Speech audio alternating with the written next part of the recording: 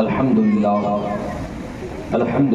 نحمده ونستعينه ونستغفره ونؤمن به ونتوكل عليه ونعوذ بالله من شرور أنفسنا ومن سيئات أعمالنا من يهده الله فلا مضل له ومن يضلله فلا هادي له ونشهد أن لا إله إلا الله ونشهد أن محمدا عبده ورسوله فقد قال الله تبارك وتعالى في القرآن المجيد والفرقان الحميد أعوذ بالله من الشيطان الرجيم بسم الله الرحمن الرحيم ولا تحسبن الله غافلا عما يعمل الظالمون آمنت بالله صدق الله مولانا العظيم وصدق رسوله النبي الأمين المتين المبين الكريم ونحن على ذلك لمن الشاهدين والشاكرين والحمد لله رب العالمين.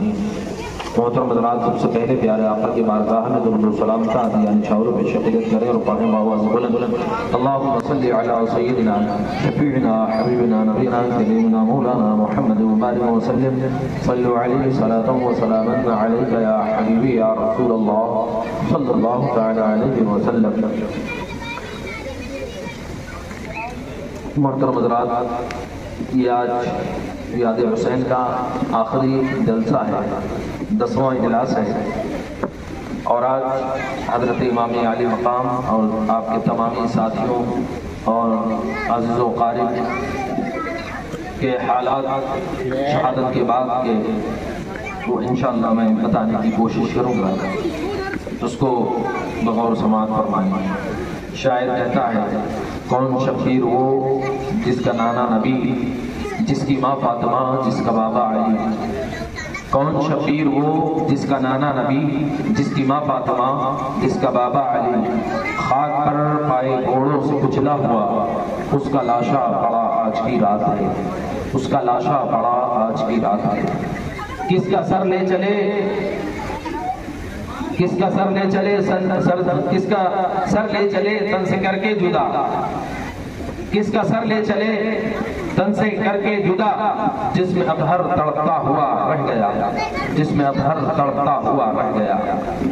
لب شبیر کے نیزہ شام پر الوداع الوداع آج کی رات ہے، الوداع الوداع آج کی رات ہے. تو برادران ملت اسلامیہ، جب کوئی بندہ یا کوئی قوم ایسی ہو جائے کہ جسے کسی چیز کا کوئی خوف نہ ہو، کسی چیز کا کوئی ڈر نہ ہو، تو پھر وہ بڑے سے بڑا گناہ کرنے سے بھی قاصر رہ جاتا ہے. قاصر نہیں رہ جاتا مطلب پیچھے نہیں ہٹتا، بڑے سے بڑا گناہ کرنے سے بھی وہ پیچھے نہیں ہٹتا، بڑے سے بڑا ظلم کرنے سے وہ پیچھے نہیں رہتا.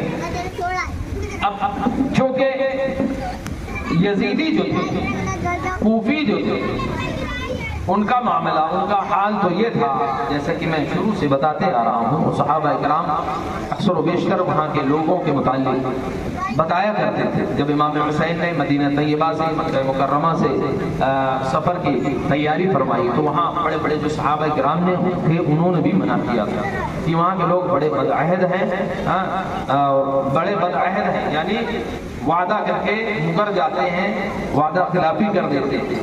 اور ایسا نہ ہو کہ امام حسین آپ کے خلاف ہی وہ لوگ تلوار اٹھائیں. اب ہوا بھی یہی. لہذا جب کوئی شخص تھوڑی سی طاقت، تھوڑا سا پاور پا جاتا ہے تو پھر وہ آگے پیچھے نہیں دیکھتا، اور پھر یہ بھی نہیں دیکھتا کہ آنے والی قومیں اس پر کس طرح سے لعن طعن کریں گے یا اس کو کس طرح سے یاد کیا جائے گا. اس کو کسی چیز کا فرق نہیں پڑتا، حکومت وقت سے بھی اسے کوئی فرق نہیں پڑتا. اب یہ کون لوگ ہوتے ہیں؟ یہ کم ظرف لوگ ہوتے ہیں جن کے متعلق ایک شاعر نے کہا تھا کہ کتنا کم ظرف ہوتا ہے یہ وہ بارہ جو چند سانسوں میں پھول جاتا ہے. کتنا کم ظرف ہوتا ہے یہ وہ بارہ جو چند سانسوں میں پھول جاتا ہے، اور جب کمینہ عروج پاتا ہے تو اپنی اوقات بھول جاتا ہے. تو یہی حال ہے. ان کمینوں کو وقتی تھوڑا عروج ملا تھا، حکومت کی طاقت اور پاور مل گیا تھا، تو اس لیے جو ہے وہ باولے ہو گئے تھے، بورا گئے تھے، پوری طرح سے پگلا گئے تھے، ان کو کچھ سمجھ میں نہیں آ رہا. بہرحال انہوں نے جو ظلم بربریت کے پہاڑ بولے حضرت امام حسین اور آپ کے جملہ ساتھیوں کے، وہ بیان سے قاصد ہے۔ آپ اس طرح سے سوچیں کہ جب یہ حضرت امام حسین کے قتل سے فارغ ہو گئے تو امام حسین کے سر کو جو ہے علیحدہ کر دیا تھا جسم سے، سر لے کر کے اولی کے سپرد کوفہ ابن زیاد کے پاس بھیج دیا ابن سعد نے، اور شمر وغیرہ کے سپرد دیگر جو شہداء تھے ان کے سر ابھی چونکہ لگے ہوئے تھے، ان کیا کیا، ان کو کاٹا، کاٹنے کے بعد شمر کے سپرد کر کے پھر ان کو کوفہ بھیجا۔ اس طرح سے شہیدان امام حسین یعنی امام حسین کی طرف جو لوگ شہید ہوئے تھے ان کے سروں کو کوفہ کے لیے روانہ کر دیا۔ اب اس کے بعد جو ابن سعد تھا 22,000 لشکر کا جو کمانڈر تھا وہ اس دن کربلا میں رک گیا۔ رکنے کے بعد کیا کیا کہ ان ظالموں نے جو تھے فوجی، انہوں نے جو پاک دامن پارسا عورتیں جو ہمارے نبی کریم صلی اللہ علیہ وسلم کے گھرانے کی تھیں ان کی چادروں کو چھین لیا۔ اللہ اللہ۔ پھر اس کے بعد ان لوگوں نے کیا کیا کہ اپنا پردہ کرنے کے لیے انہوں نے اپنے بالوں کو آگے کر دیا۔ اللہ اللہ۔ اس طرح سے ان لوگوں نے پردہ کیا، چادروں کو چھین لیا۔ سونا چاندی ہیرے جواہرات وہ تو بات کی بات ہے، جب ان لوگوں نے چادر روپٹہ تک نہیں رہنے دیا تو آپ اندازہ لگائیں کہ انہوں نے کتنا ظلم کیا ہوگا، ظلم و بربریت کی ہوگی۔ اس کے بعد پھر جو آپ یعنی امام حسین کی طرف کے جو خیمے تھے ان تمام خیموں میں آگ لگا دی۔ اللہ، ساری رات وہ تمام مستورات یوں ہی کھلے آسمان کے نیچے پڑی رہی۔ اور اس کے بعد حضرت امام زین العابدین رضی اللہ تعالیٰ جو بیمار تھے، عابد بیمار جنہیں کہا جاتا ہے، زبردست انہیں بخار تھا لیکن ان کو ذرا سے بھی رحم نہ آیا، اور اسی پر اکتفا نہ کیا انہوں نے ظالموں نے، بلکہ امام حسین اور آپ کے ساتھیوں کے جسموں پر گھوڑے دوڑا دیے، یہاں تک کہ ان شہداء کے جسموں کی جو لاشیں تھے ان لاشوں کے ہڈیاں ٹکڑے ٹکڑے ہو گئے۔ کوئی اور نہیں تھے، نبی کا ہی کلمہ پڑھنے والے، نبی کے نام لیوا، اذانوں میں نمازوں میں نبی کو پکارتے اور نبی کا نام لیتے، نمازوں میں نبی پر درود پڑھتے، سلام پڑھتے، ان کی آل پر سلام پڑھتے، اور یہ آل کیا ان کی آل کے ساتھ، ظالم فاسق فاجر تھے۔ اللہ اللہ۔ اس طرح سے وہ ابن سعد جو رات میں ٹھہرا رہا، صبح کو جب نمودار ہوئی تو اس نے کیا کیا، ابن سعد نے اس کی طرف کے جو لوگ یعنی یزیدی قتل کیے گئے تھے ان تمام کو اکٹھا کیا، اکٹھا کرنے کے بعد ان کی نماز جنازہ پڑھی اور ان کو پھر دفن کیا، اور اس کے بعد وہاں سے یہ قافلہ روانہ ہوا۔ اللہ اللہ۔ اور ادھر امام حسین کی جانب جتنے جسم پڑے ہوئے تھے ان تمام جسموں کو یوں ہی چھوڑ دیا۔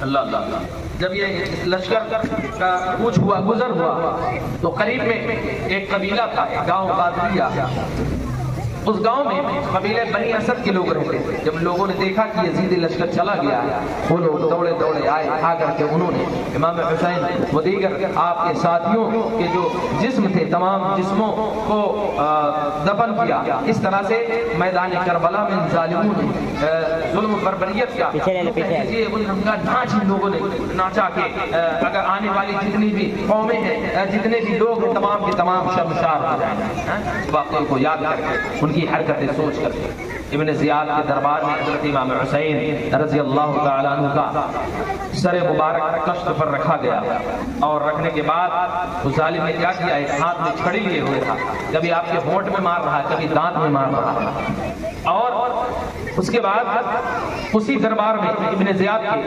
صحابی رسول حضرت زید بن ارقم رضی اللہ تعالیٰ جو بوڑھے ہو چکے تھے، انہوں نے کہا کہ او ابن مرجانہ، اے مرجانہ کے بیٹے، یہ اپنی چھڑی کو امام حسین کے دانتوں اور ہونٹوں کے پاس سے ہٹا لے، باخدا میں نے ایک مرتبہ نہیں بلکہ کئیوں مرتبہ اسی ہونٹ کو، اسی مبارک منہ کو حضور صلی اللہ علیہ وسلم کو میں نے چومتے ہوئے دیکھا ہے۔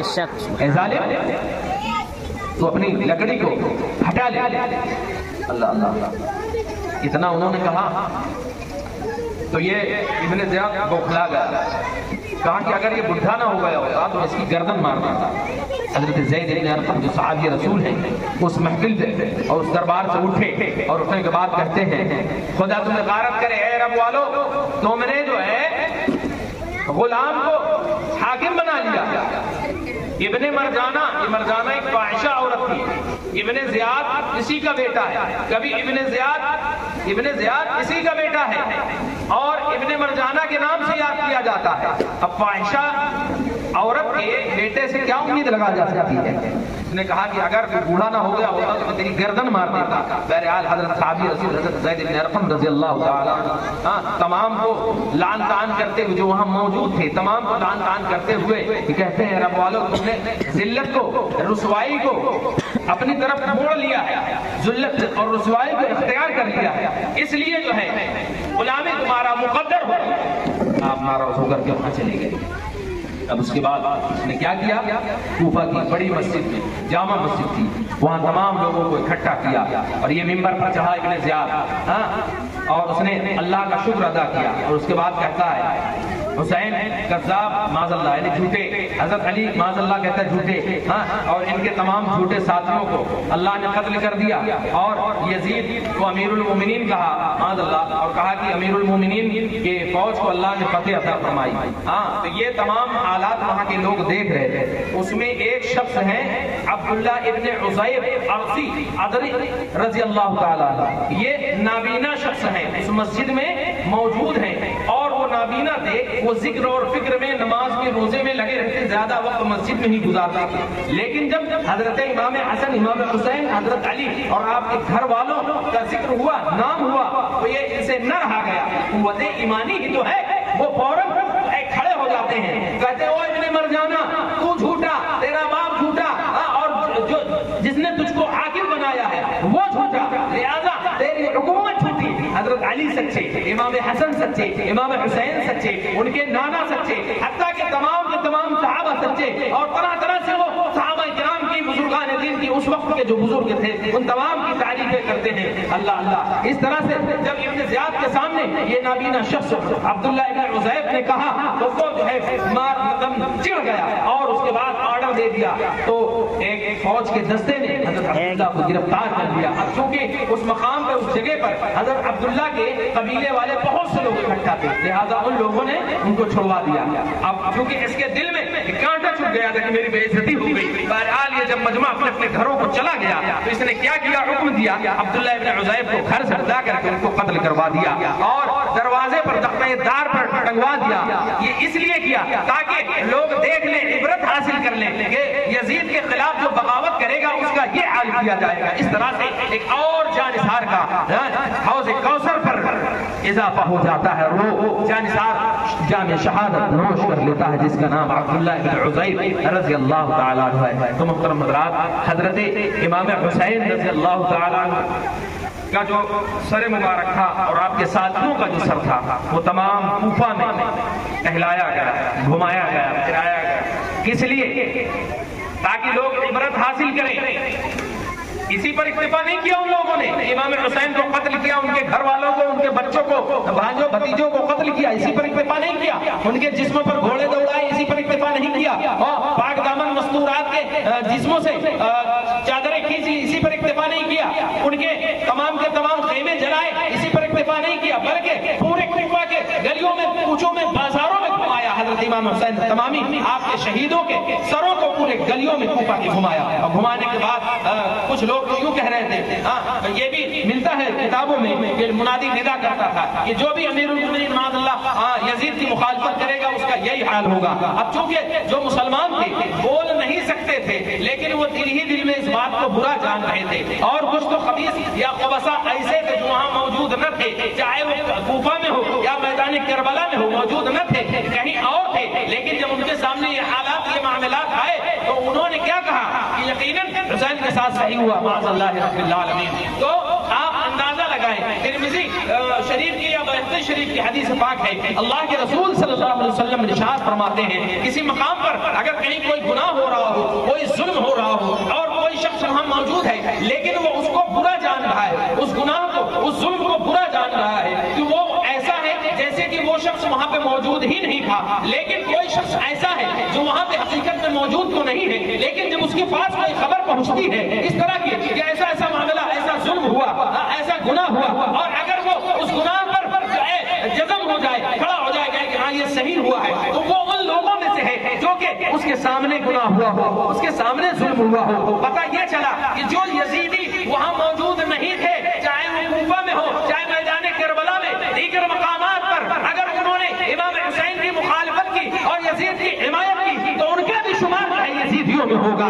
اور جو حضرت امام حسین رضی اللہ تعالیٰ عنہ کی حمایت میں تھے اور غم میں تھے، اس بات سے بہت غم میں تھے اور بہت مزمردہ، یعنی ان کا دل مرجھایا ہوا تھا کہ جو ہے امام حسین نواسے رسول کے ساتھ یہ کتنا غلط ہوا. جنہوں نے غلط جانا تو ان کے بارے میں یہ آئے گا حکم کہ وہ لوگ وہاں موجود ہی نہیں تھے. ورنہ آپ دیکھیں کہ 72 حضرات جو کہ جامع شہادت نوش کرتے ہیں، ان کے بدلے میں 22,000 کا لشکر جرار جاتا ہے میدان کربلا میں ان تمام حسینیوں کو قتل کرنے کے لیے.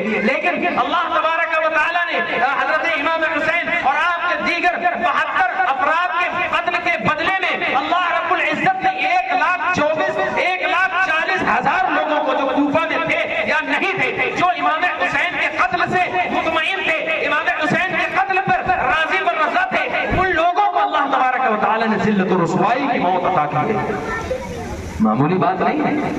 حسین حضور صلی اللہ علیہ وسلم کے نواسے، پیارے نواسے کو قتل کیا اور ظلمن قتل کیا، بھوکا اور پیاسا قتل کیا، بچوں کے ساتھ، بھانجوں کے ساتھ، بھتیجوں کے ساتھ، دوست و احباب کے ساتھ ان کو قتل کیا. تو یوں ہی اللہ تبارک و تعالیٰ نہیں چھوڑ دے گا. اللہ تبارک و تعالیٰ 1,40,000 افراد کو اللہ رب العزت نے، جو امام حسین کو واقعہ کربلا میں 72 افراد قتل ہوئے تھے، شہید ہوئے تھے امام حسین کی جانب سے، اس کے بدلے میں کتنے اللہ تبارک و تعالیٰ نے لوگوں کو قتل کیا؟ بولو 1,40,000. اب کچھ لوگ کہتے ہیں کہ 1,40,000 کیوں قتل کیا؟ وہاں تو صرف 22,000 کا لشکر گیا تھا. تو دیکھو، جیسے میں نے حدیث پاک پہلے آپ کو بتا دیا، جو وہاں موجود تھا اور جو راضی تھا امام حسین کے قتل پر، وہ تو آیا زد میں، لیکن جو وہاں موجود نہیں تھا، کوفے میں، شہر میں تھا، لیکن وہ بھی امام حسین کے قتل پر راضی تھا، وہ بھی اسی زمرے میں آ جائے گا. اس کا بھی شمار انہیں یزیدیوں میں سے ہو جائے گا. اور جو صرف وہاں نہیں تھے، اطراف میں تھے، وہ بھی امام حسین کے قتل کو صحیح ٹھہرا رہے تھے، وہ بھی اس کے جو ہے زمرے میں آ جائے گا، وہ بھی اسی حصے میں ان کو حصہ مل جائے گا. اس طرح سے اللہ تبارک و تعالیٰ نے 1,40,000 افراد کو اللہ رب العزت نے قتل کیا. اب آپ اندازہ لگائیں، جب حضرت امام حسین کا جو سر مبارک ہے، کوفہ سے یزید نے شمر وغیرہ کی، ابن زیاد نے شمر وغیرہ کی سرکردگی میں ملک شام، جو دمشق ہے، جس کو فی الوقت ملک شام کو سیریا کہا جاتا ہے، وہاں کی راجدھانی ڈیمسکس بولتے جس کو، وہاں یہ دارالخلافہ انہوں نے بنایا ہوا تھا. کس نے؟ یزید نے. اب یہ شمر وغیرہ کی سرکردگی میں ایک فوج کا دستہ ہے، یہ حضرت امام حسین اور دیگر آپ کے ساتھیوں کے سر لے کر کے یہ فوج کا دستہ چلا. ابن زیاد نے تاکید کی تھی کہ جو گاؤں آوے تو اس گاؤں میں گھماتے ہوئے لے جانا. کیوں؟ تاکہ لوگ عبرت حاصل کریں اور یزید کے خلاف کوئی بغاوت نہ کریں. اللہ اللہ. تو یہ جو قافلہ چلا، یہ لٹا ہوا قافلہ، اور شہیدوں کے مبارک سر یہ نیزوں پر چڑھا کر کے آگے آگے لے جا رہے تھے. کوئی پوچھتا تو کون کہتا ہے؟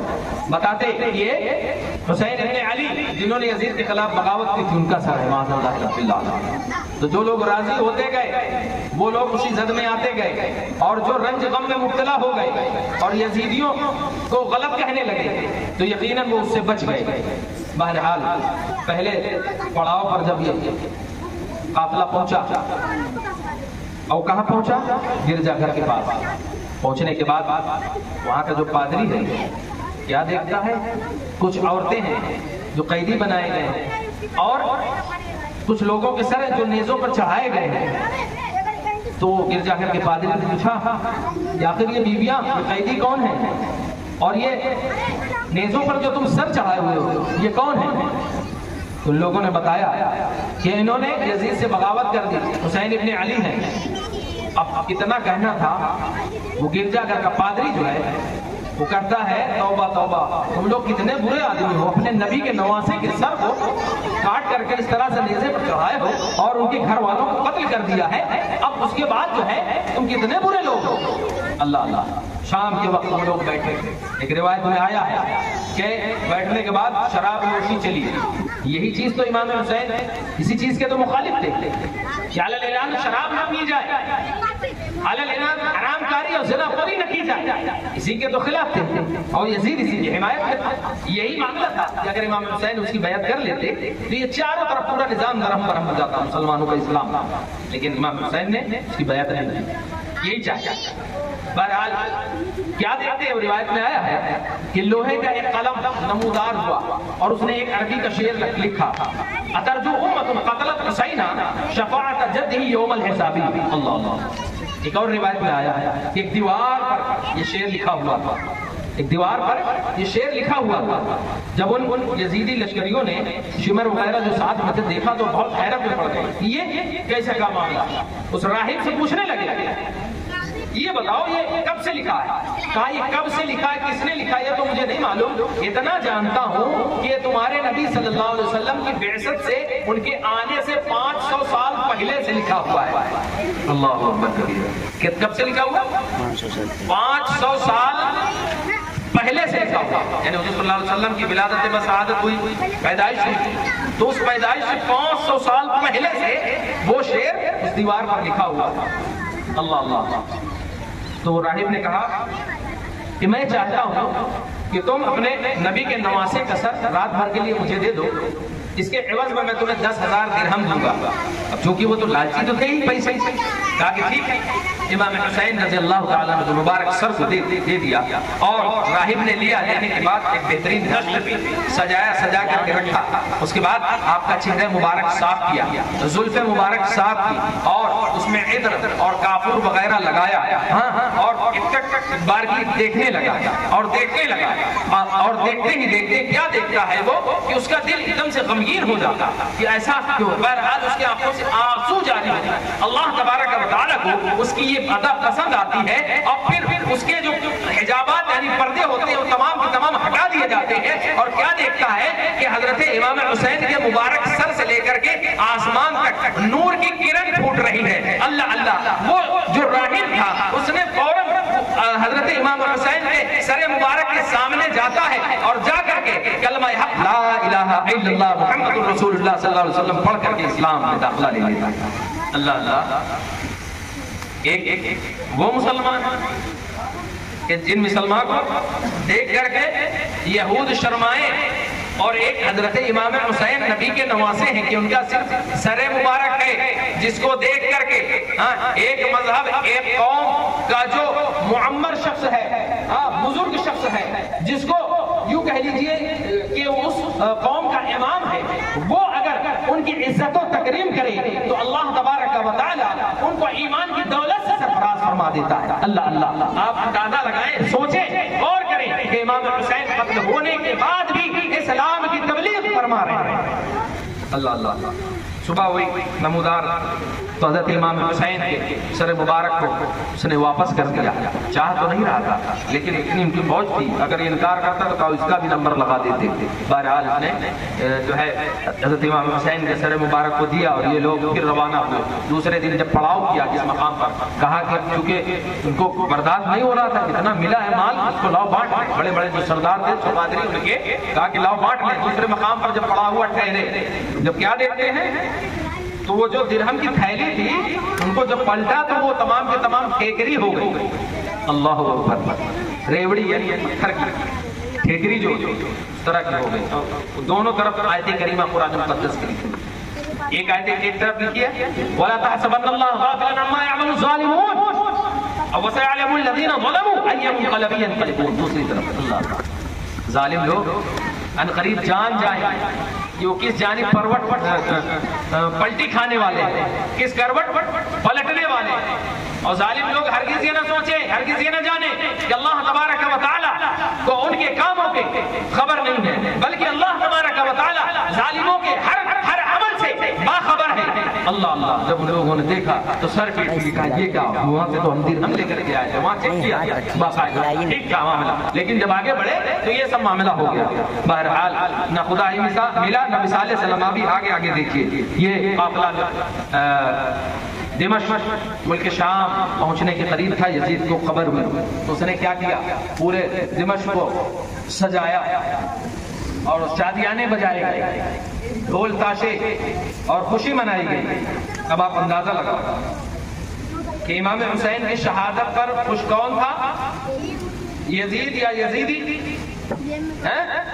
اور غم میں کون تھا؟ حسین یا حسینی؟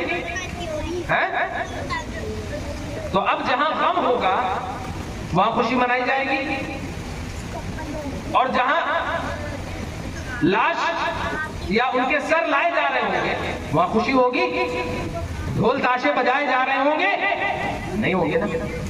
اب یہ پتہ یہ چلا کہ ڈھول تاشے ہم سنیوں کا کام نہیں ہے، لہذا اگر ہمارا کوئی سنی لڑکا یا نوجوان، مرد و عورت، بوڑھا بچہ بزرگ، ہمارا سنی مسلمان اگر اس عمل میں ملوث ہے تو اس کو توبہ کرنی چاہیے، ورنہ ذرا دیر کے لیے سوچے کہ اگر اس کے گھر میں اس کے ماں باپ کا لاشا پڑا ہو کیا ڈھول تاشے بجوائے گا؟ بتاؤ بجوائے گا؟ کبھی نہیں بجوائے گا۔ اور خدا نے کہا تھا اگل بغل میں کوئی بجا دیا تو آپ کھڑی کر دے گا، کرے گا کہ نہیں کرے گا؟ لہذا اے سنی مسلمانوں، یہ تمہارا عمل نہیں ہے، ہوگا کسی کا۔ جو خوشی مناتے ہوں گے وہ منائیں خوشی، ہم تو حسینی ہیں، اور حسینیوں کا یہ عمل نہیں ہے کہ جو ہے کسی کے قتل میں، کسی کی شہادت میں خوشی منائیں، بلکہ اس وقت کو اور اس ظلم کو یاد کر کے اللہ رب العزت کی بارگاہ میں یہ دعا کریں کہ مولا ہم تمام کو امام حسین جیسا صبر، امام حسین جیسا شکر کرنے کی توفیق عطا فرما۔ شادیاں بجائی گئی، باقاعدہ خوشیاں منائی گئی، سجایا گیا۔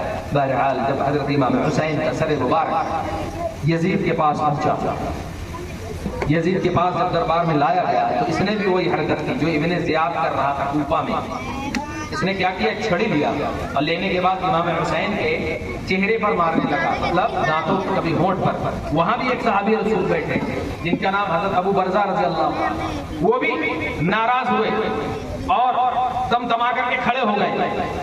ارشاد فرماتے ہیں اے یزید اس چھڑی کو ہٹا لے، میں نے ایک مرتبہ نہیں بلکہ بارہا حضور صلی اللہ علیہ وسلم کو ان ہونٹوں کو اور ان دانتوں کو چومتے نہیں بلکہ چوستے ہوئے دیکھا ہے، لہذا تو اتنی بے ادبی ان کے سر کے ساتھ، ان کے ہونٹ اور ان کے دانتوں کے ساتھ مت کر، اپنے یہ چھڑی کو ہٹا لے۔ اللہ اللہ، اتنا کہنے کے بعد اب یہ رسول بھی ناراض ہو کر کے وہاں سے چلے گئے۔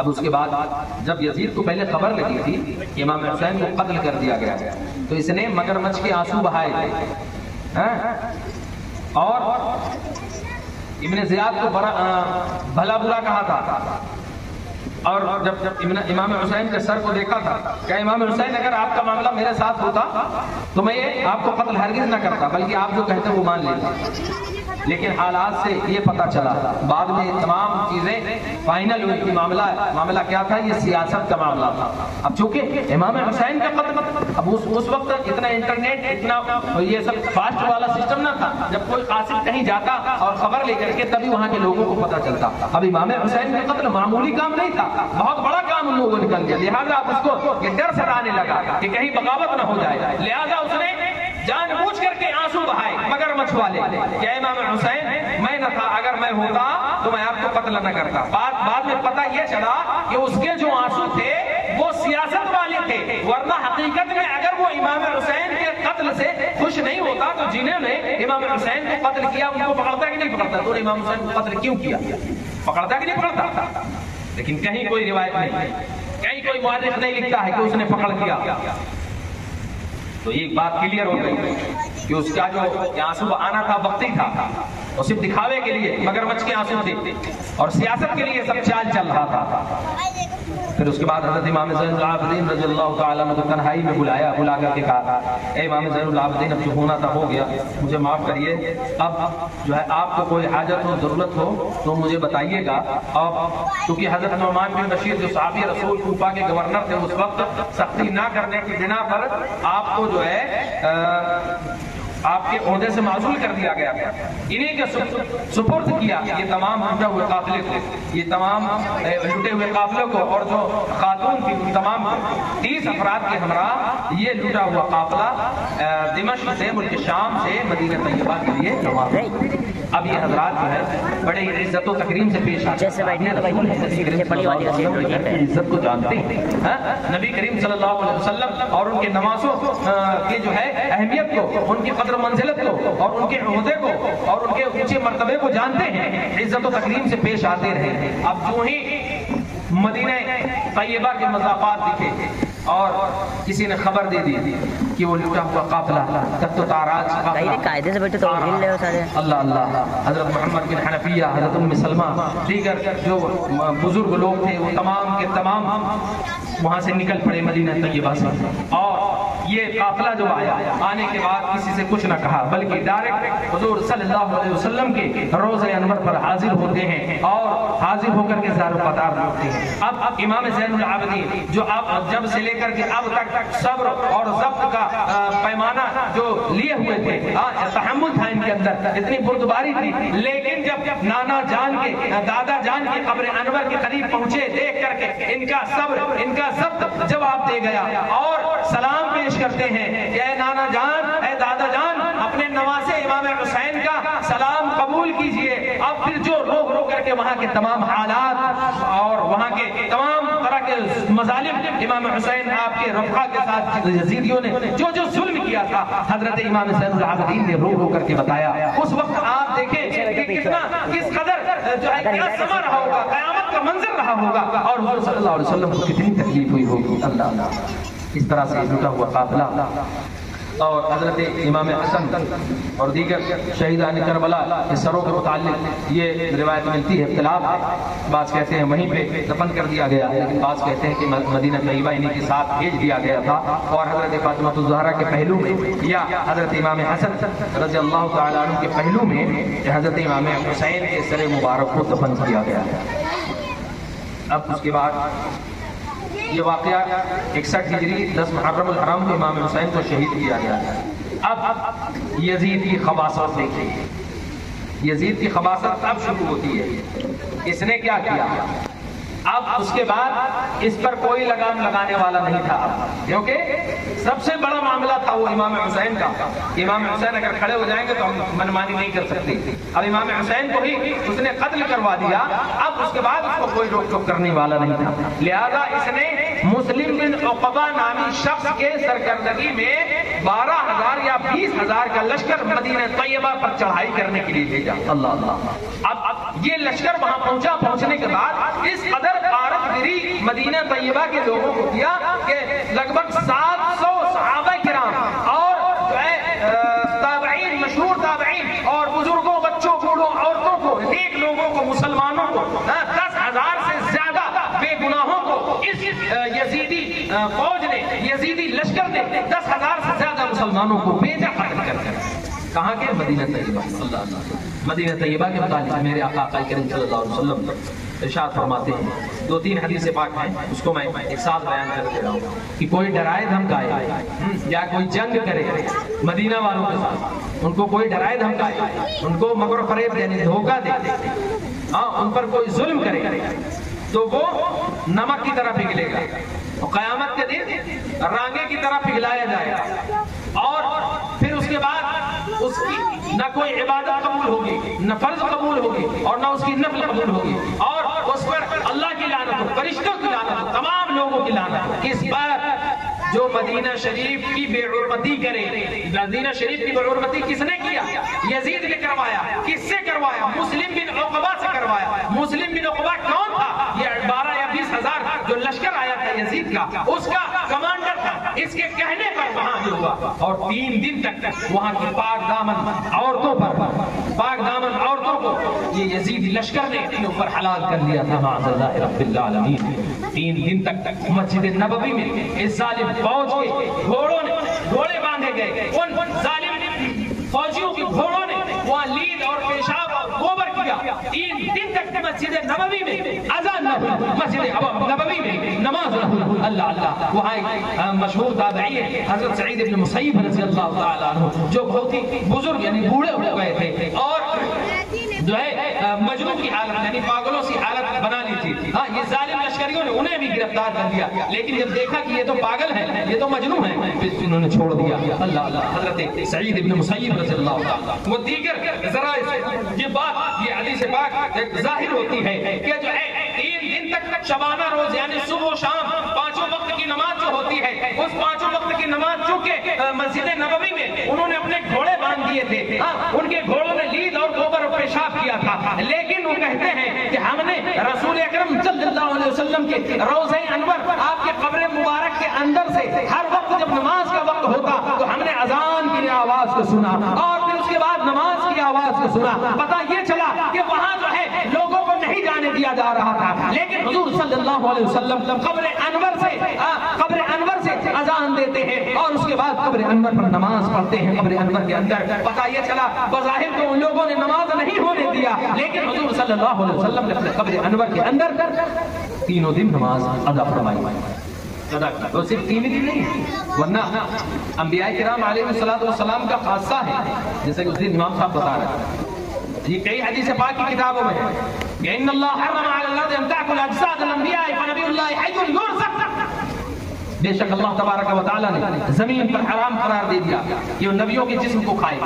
نبیوں کے جسم کو زمین کھا نہیں سکتی. اللہ کا جو نبی ہوتا ہے وہ زندہ ہوتا ہے, نبی اللہ حی, اللہ کا نبی زندہ ہوتا ہے اور اس کو رزق دیا جاتا ہے. اب بتاؤ رزق کی ضرورت کس کو ہے؟ جو زندہ ہوگا اسے ہی ضرورت ہوگی نا. لہذا اے لوگوں اپنی بچیوں کو, اے میری ماؤں بہنوں اپنی بچیوں کو, اے میرے بھائی اور بزرگوں اپنے بچوں کو اور اپنے بڑوں کو چھوٹوں کو سب کو یہ تعلیم دو کہ حضور صلی اللہ علیہ وسلم جس طرح سے پہلے اپنے قدم مبارک سے چلتے تھے مدینہ شریف, جس طرح سے چلتے تھے جاتے تھے اور گلیاں خوشبو سے معطر ہو جاتی تھی, اسی طرح سے حضور صلی اللہ علیہ وسلم اپنی قبر انور میں آج بھی زندہ ہیں اور قیامت تک زندہ رہیں گے.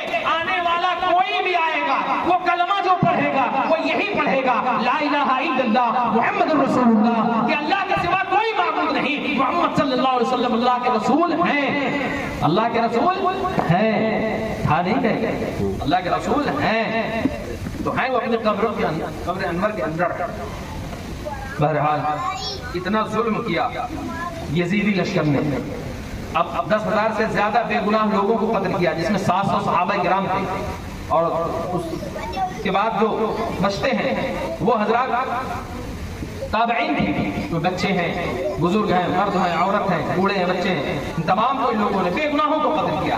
یہاں تک کہ ایک عورت کے بچے کو جو ہے گرفتار کر لیا. وہ عورت آئی مسلم بن عقبہ کے پاس کہ میرے بچے کی سفارش کرنے کی, میرے بچے کو چھوڑ دو. اس کے بچے کو بلایا, بلانے کے بعد اسی ماں کے سامنے اس کی گردن کاٹ کر کے اس کے سر کو ماں کی گود میں ڈال دیا. اللہ کتنا ظلم کریں گے. کوئی ماں ہو وہ سفارش کرے کہ میرے بیٹوں کو, میرے بچے کو چھوڑ دو, اور وہ چھوڑے نہ, بلکہ اس کی گردن کاٹ کے اس کی گود میں ڈال دے. اس کے بعد یہ کہیں کہ تجھے ہی زندہ چھوڑ دیے جا رہے ہیں, اتنی غنیمت جان لے.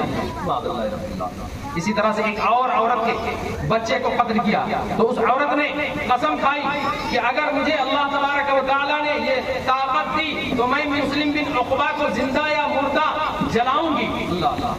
اب یہ لشکر یہاں ظلم و بربریت کرنے کے بعد مدینہ طیبہ میں ظلم و بربریت کرنے کے بعد مکہ معظمہ کی طرف متوجہ ہوا. وہاں سے جاتا ہے, چلتا ہے, راستے میں یہ مسلم بن عقبہ جو کمانڈر تھا 12 یا 20 ہزار فوج کا, اس کو لقوہ مار دیتا ہے, اور اس کو لقوہ مارتا ہے, یہ وہیں پہ مر جاتا ہے. اور یہ جب مر جاتا ہے تو اس کی جگہ پر حسین بن نمیر, یہ حسین سواد سے حسین بن نمیر, یہ وہی حسین بن نمیر ہے جس کو حضرت امام حسین نے خط دے کر کے کوفہ بھیجا تھا. حضرت قیس کو خط دے کر کے بھیجا تھا, اور اس نے کیا کیا تھا, راستے میں ناکہ بندی کیے ہوئے تھا اور اس نے گرفتار کر لیا تھا. وہی حسین بن نمیر, اس نے جو ہے اس کے ہاتھ میں کمان آ گئی.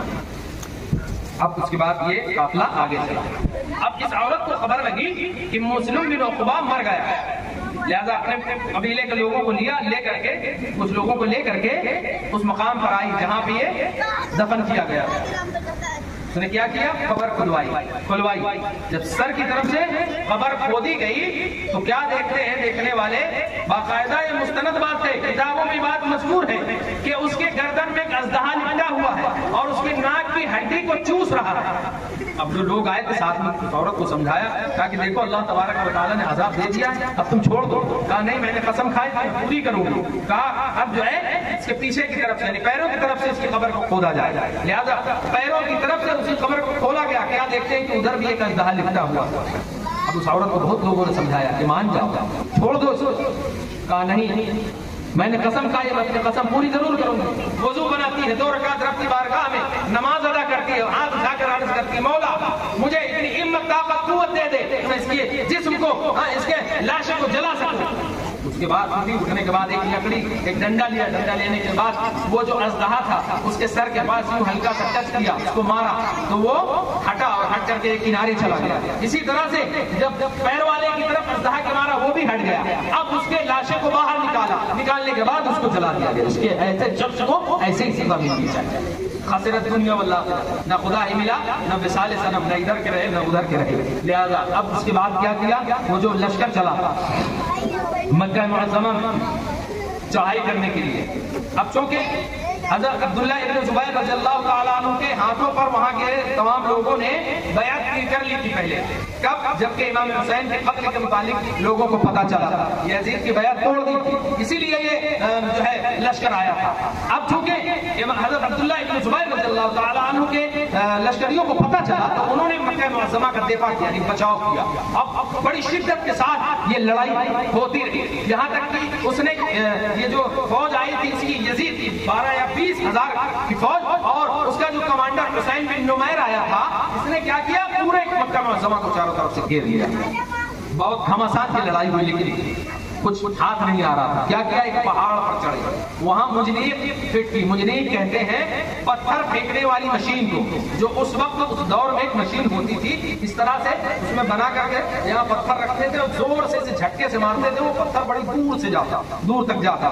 ان ظالموں نے اس پہاڑ پر اس منجنیق کو فٹ کیا، فٹ کرنے کے بعد اس سے پتھر برسائے، اس قدر پتھر برسائے کہ مسجد حرام پتھروں سے پٹ گیا، یہاں تک کہ کعبہ معظمہ کی دیواریں جو ہیں وہ بوسیدہ ہو گئی، کعبہ معظمہ کی جو چھت تھی وہ گر گئی۔ اللہ اللہ، اس طرح سے ظالموں نے اسی پر اکتفا نہ کیا بلکہ رات اور تیل اور گندک میں آگ لگا لگا کر کے مسجد حرام پر پھینکنے لگے۔ ان کے ظلم و بربریت کی وجہ سے کعبہ معظمہ کا جو غلاف تھا وہ جل جاتا ہے۔ صرف غلاف ہی نہیں جلا بلکہ حضرت ابراہیم اور حضرت اسماعیل علیہ السلام کی یادگار وہ جو دمبا حضرت جبرائیل امین جنت سے لے کر کے آئے تھے، حضرت اسماعیل کو ہٹا کر کے حضرت ابراہیم کے سامنے رکھا تھا کہ ابراہیم علیہ السلام نے اس کو جو ہے اس کو ذبح کر دیا تھا۔ پھر اس کی جو سینگیں تھی وہ سینگیں تبرک کے طور پر مسجد حرام میں رکھی ہوئی تھی۔ ان کے اس ظلم و بربریت اور اس آگ کے گولے پھینکنے کی وجہ سے وہاں آگ لگ گئی تھی، وہ تبرک جو مینڈے کی سینگیں تھی وہ بھی جل گئی تھی۔ پھر بھی کچھ لوگ امیر المومنین معاذ اللہ یزید کو کہتے ہیں یزید اکبر تھے، امام حسین نے بغاوت کی تھی، استغفر اللہ استغفر اللہ معاذ اللہ سو بار معاذ اللہ۔ مسجد نبوی، مدینہ منورہ، مسجد نبوی یا مکہ معظمہ، کعبہ معظمہ کے جو بے حرمتی کرائے وہ صحیح ہے لوگوں کے نزدیک، وہ صحیح ہے لوگوں کے نزدیک، لیکن جو ان کو غلط کہے یا جو سامنے کھڑا ہو جائے تو وہ غلط ہو جائے گا، غلط بیان کر رہے ہیں وغیرہ وغیرہ۔ اسی لیے تو علماء اہل سنت جب کبھی موقع ہوتا ضرورت ہوتی ہے تو چیلنج کرتے ہیں، کوئی خبیث و آدمی تیار نہیں رہتا سامنے۔ یہاں تو ہم نے کتنی مرتبہ چیلنج، کوئی نہیں آیا، نہ آیا نہ آئے گا، اور اب تو مفتی صاحب بال کی کھال نکال دیں گے۔ تو بہرحال اس طرح سے 2 مہینے سے زائد یہ محاصرہ یعنی گھیراؤ چلا۔ پھر اس کے بعد حضرت عبداللہ ابن زبیر کو یزید کی موت کی خبر ملی۔ حضرت عبداللہ ابن زبیر نے ان شامی لشکریوں سے کہا کہ اب تمہارا جو امیر ہے وہ تو مر گیا۔ تو ان لوگوں نے سوچا کہ عبداللہ ابن زبیر فریب دے رہے، لیکن 2-3 دن کے بعد جب ان کے پاس خود کی خبر آ گئی تب جو ہے یزیدی لشکر کے، شامی لشکر کے حوصلے پست ہوئے، ان کے حوصلے پست ہوئے۔ حضرت عبداللہ ابن زبیر کے جو لشکر تھے ان لشکریوں کے حوصلے بلند ہو گئے اور پھر وہ بھاگنا کرنا چالو ہوئے۔ حضرت عبداللہ ابن زبیر طرف جتنے بھی افراد تھے تمام کے تمام نے کھدیڑ دیا، دوڑا لیا، پیچھا کیا۔ بہرحال جو ملے جنہوں نے مزاحمت کی مارے گئے۔ اس طرح سے مکہ معظمہ اور وہاں کے لوگوں کو نجات ملی ان ظالموں سے. اور یزید مرا کہاں؟ حمص شہر میں 15 ربیع الاول 64 ہجری کو مرا. اس طرح سے 3 سال 7 ماہ اور کچھ دن تک اس نے حکومت کی. اس نے یزید نے. اور مرا کہاں سے؟ کئی طرح کی روایتیں ملتی ہیں.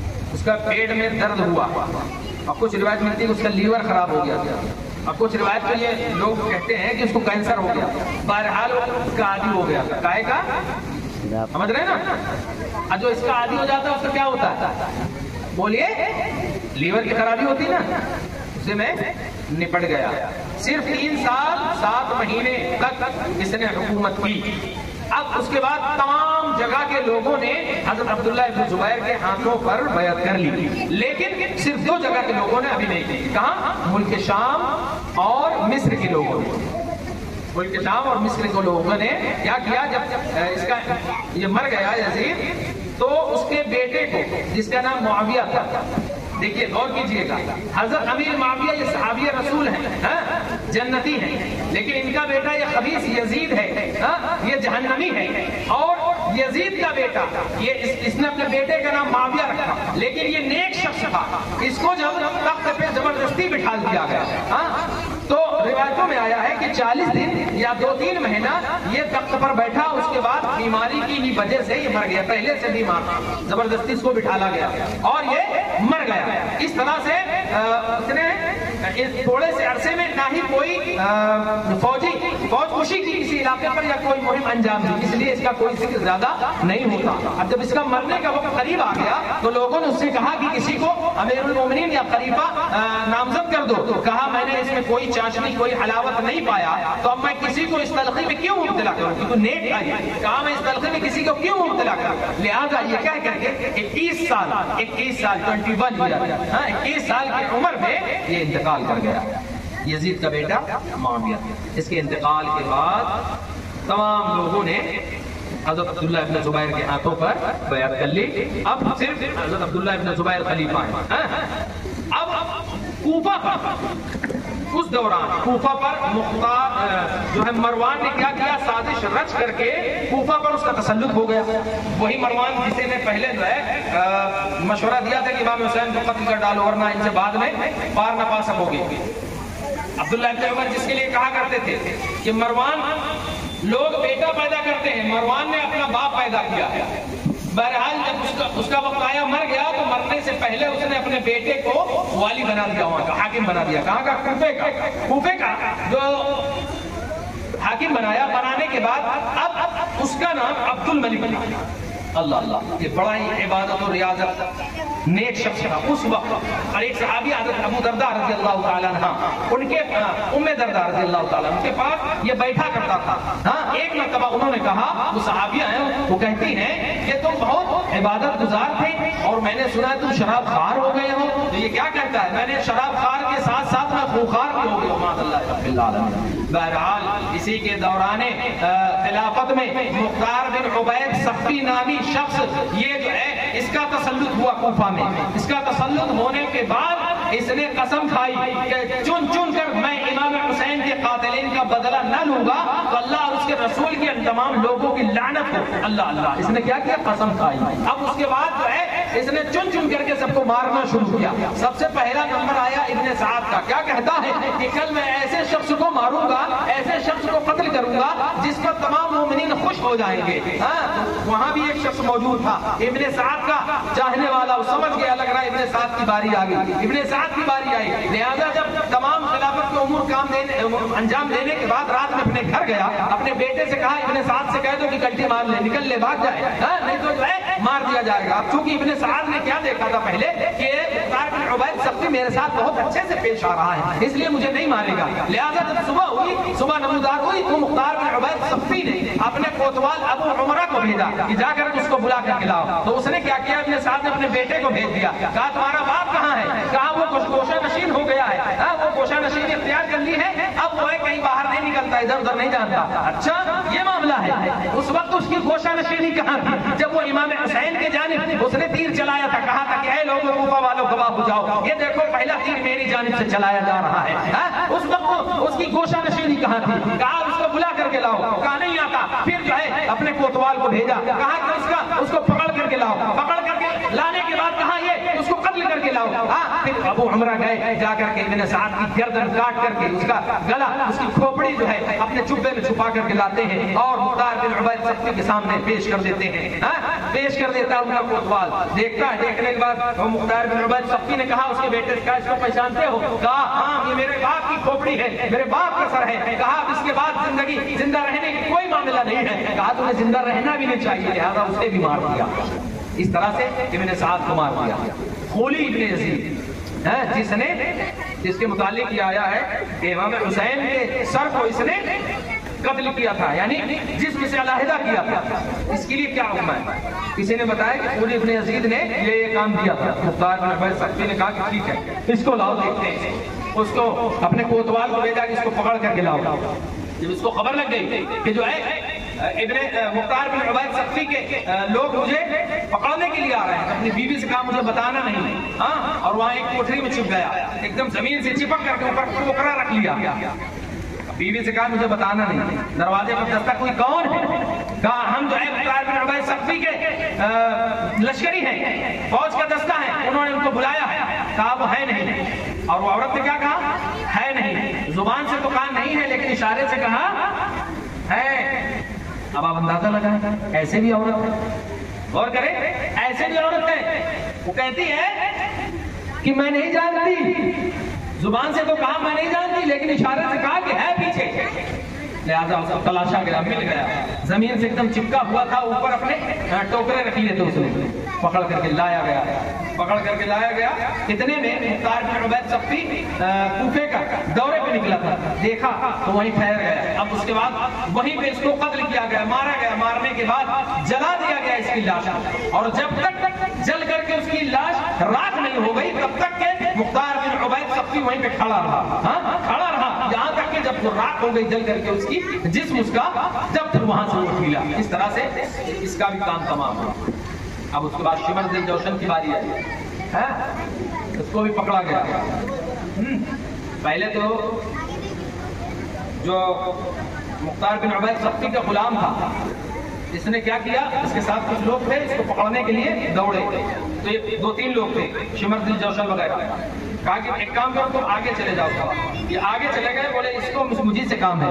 یہ آتے ہی مختار بن عبید ثقفی نے غلام نے اس پر حملہ کر دیا، اس نے بچایا، تھوڑی دیر کعوہ دیتے رہا، اور اس کے بعد جب اس کے ساتھی تھوڑا الگ ہو گئے تو اس نے کیا کیا، اس کو مار دیا مختار بن عبید ثقفی کے غلام کو، اور پھر وہاں سے بھاگ گیا۔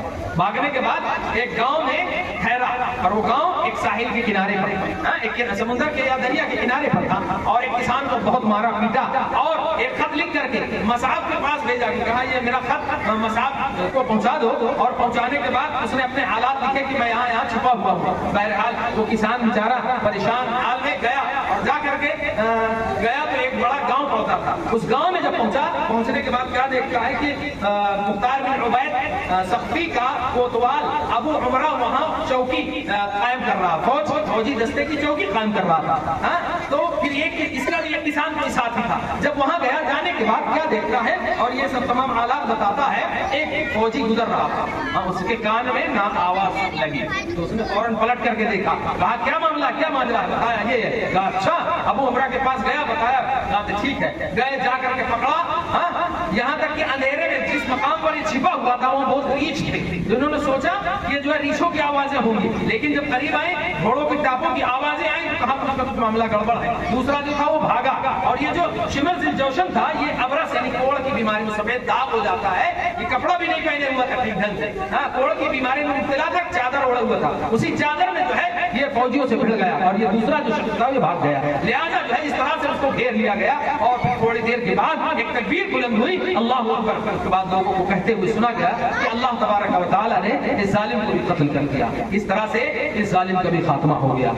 کسی کے دونوں ہاتھ اور پیر کاٹ کر کے چھوڑ دیا گیا تاکہ عبرت کا نشان بنے، اور کسی کو جو ہے نیزے سے چھید کر کے مارا گیا، کسی کو پورا جلا دیا گیا، حتیٰ کہ اس طرح سے قاتلین امام حسین کو طرح طرح کی اذیتیں دے کر کے ان کو قتل کیا گیا۔ جو بچے تھے وہ بیماریوں میں مبتلا ہو کر کے مرے۔ جبھی تو میں نے بتایا کہ 1,40,000 लोगों को अल्लाह तबारक व तआला ने इमाम हुसैन और आपके दीगर साथियों के बदले में कत्ल किया था 1,40,000। अब उसके बाद ये जो इब्ने ज़ियाद की बारी आई तो ये मोसिल चला गया और वहां 30,000 लोगों का फौज लेकर के आया, लश्कर जर्रार लेकर के आया। क्यों? ताकि जो है मुख्तार बिन उबैद सख्ती और उसके साथियों को मिटाए। बहरहाल ये मोसिल से लगभग 10 मील और इधर करबला की तरफ यानी दरिया फुरात के करीब में मैदान करबला में आए, मैदान करबला में इधर मुख्तार बिन उबैद सख्ती ने इब्राहिम नामी शख्स को भेजा, उसकी सरकर्दगी में कुछ फौज का दस्ता भेजा। भेजने के बाद ये दोनों में घमासान की लड़ाई होती है सुबह से शाम तक, मगरिब का वक्त हो जाता है, कोई फैसला नहीं होता। लेकिन आखिर में अल्लाह तबारक व तआला की मर्जी, मगरिब का वक्त जैसे ही करीब आता है कि अल्लाह ने इब्राहिम की फौज को गलबा दे दिया। तमाम लोग इधर उधर दौड़ पड़े, इधर उधर, इस तरह से आखिरकार इब्ने ज़ियाद को भी वहां कत्ल कर दिया जाता है। अब ये कत्ल कब होता है? 67 हिजरी 10 मुहर्रम हराम को। कहां पे? वहीं मैदान करबला में।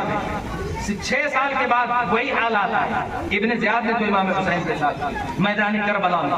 लिहाजा इन चीजों को मैंने आज इसलिए जल्दी नहीं बताया ताकि आप लोगों के जहन में ये चीजें बैठे रहें कि क्या हालात होंगे वहां पे। तो इस तरह से इसके भी सर को मुख्तार बिन उबैद सख्ती के पास लाया गया दरबार में और उसने भी इस नापाक सर को रखा और रख के इसको मारने लगा। कहा बहुत उड़ रहा था, देखा इसी मकाम पर, इसी जगह पर नवासे रसूल हजरत इमाम हुसैन का सर उन्होंने रखा था।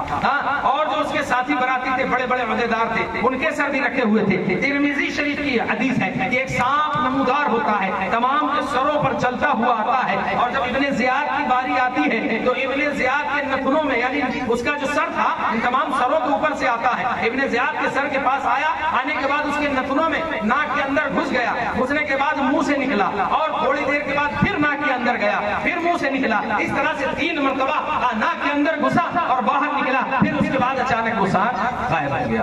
अल्लाह अल्लाह, पता ये चला कि खसिरत दुनिया वल आखिरा हो गए, न खुदा ही मिला, न विसाल सनम, न इधर के रहे न उधर के रहे। अब उसके बाद मुख्तार बिन उबैद सख्ती जो था, ये जालिम ने क्या किया? अभी तक तो बड़े अच्छे शानदार कारनामे अंजाम दे रहा था। तमाम इमाम हुसैन के जो कातिलीन थे, जिन्होंने इमाम हुसैन को कत्ल में हिस्सा लिया था, उन तमाम को पकड़ पकड़ करके चुन चुन करके मार रहा था, कत्ल कर रहा था। लेकिन इस जालिम ने क्या किया? नबूवत का ऐलान कर दिया। माअल्लाह रब्बिल आलमीन, कहा मैं नबी हूँ और जिब्राइल मेरे पास अल्लाह की वही लाता है। माअल्लाह रब्बिल आलमीन। जब हजरत अब्दुल्लाह इब्न जुबैर रज़ियल्लाहु ताला अन्हु को ये खबर पहुंची तो आपने बड़ा फौज का लश्कर भेजा, जिसने अब्दुल्लाह मुख्तार बिन उबैद सख्ती और आप जो दीगर इसके फौज के जो लोग थे तमाम के तमाम मगलूब हुए। अब्दुल्लाह इब्न जुबैर की तरफ से जो लश्कर आया था उस लश्कर को अल्लाह तबारक व तआला ने फतह नुसरत अता फरमाई।